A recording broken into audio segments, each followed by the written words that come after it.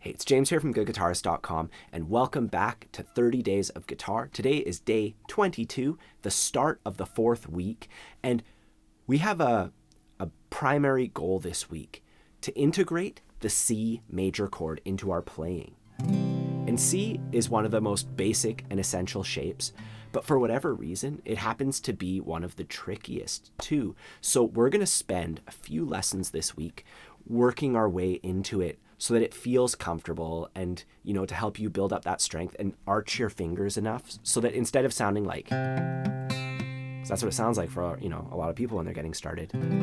So it sounds nice and clean. Before we get into it, the usual stuff, don't forget to like and subscribe so you can follow along on this journey and, go through this at your own pace. You don't have to do it in 30 days. You could spend a couple months doing this or however you want to do it. I also have my free ebook that has, a lot of the stuff that we're doing here. It's printable. You'll have some materials to work with. If you remember, last week we worked on Stand By Me, and it went G, E minor, C, D. And today we're going to play fingerstyle versions of those shapes that literally just use like one finger each. And I won't cry. I won't cry.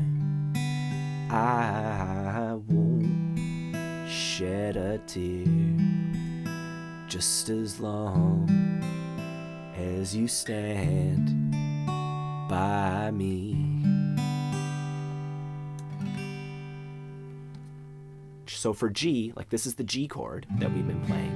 Well, we're just going to leave down that finger and we're going to pluck the top 4 strings, and that is a G chord. Like if you play ukulele, those are the same 4 notes that you would play on ukulele. And as far as the finger style goes, our thumb is going to be on the D string for this entire song. Our index is on the G, our middle is on B, and our ring is on E. So the top 4 strings all in a row. Thumb, index, middle, ring. And we can't do that trick anymore where we leave down our ring finger, so we can actually put our pinky on the guitar to help our fingers stay in the same spot. And our pattern is super simple. We just go through our fingers in order. 3, 4. And then for E minor, we're going to do this. This is a regular E minor shape, but since we're not plucking either of the lower 2 strings, all we really need to press is this note right here. And I want you to do that with your middle finger, and I want you to take the time to curl it. We're only using one finger, so let's make that note count. If we don't curl it, it's going to mute the G string, and you're going to notice. And that's why I'm doing this finger style, because it's going to help us troubleshoot those chord shapes and figure out which strings are working and which aren't. 2 times on that E minor shape. And now here, for our C shape, all we have to do is add our index finger to the 1st fret of the B string. And this is really similar to the real C shape that we're going to be playing. It's 2 out of 3 fingers. And that's why we're doing this whole thing. It's a nice way to ease into it, because not everybody can just pick it up and do it. And we got to curl those fingers, get our thumb in a good spot. Remember to keep your shoulder back, sit up straight, all that. So we do that on the C chord. Do it a few times, but when we play the actual song, we only do it once. And then we're going to go into a regular D chord. And back to G. Or this simple version. So when you go to practice this, first you want to just work out each one of these simple shapes. Just do it a whole bunch, working on the pattern more or less. First couple shapes are easy. There's 1 finger each, so won't have to spend too much time on them. But you can just go back and forth between those 2 chords, as many times as you need to.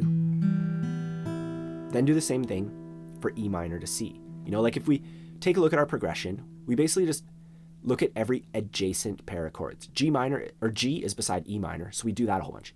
E minor is beside C, so we do that a whole bunch.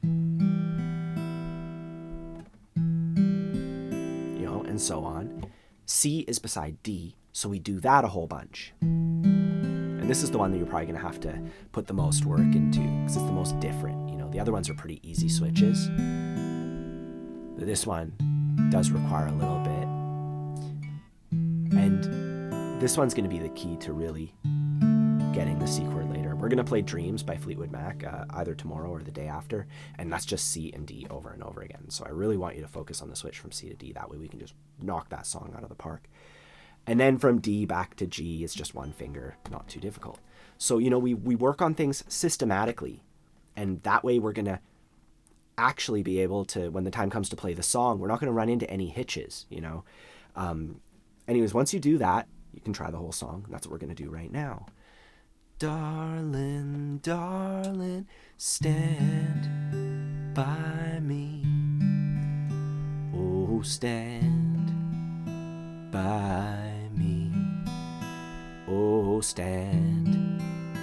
Yeah, stand. Stand by me.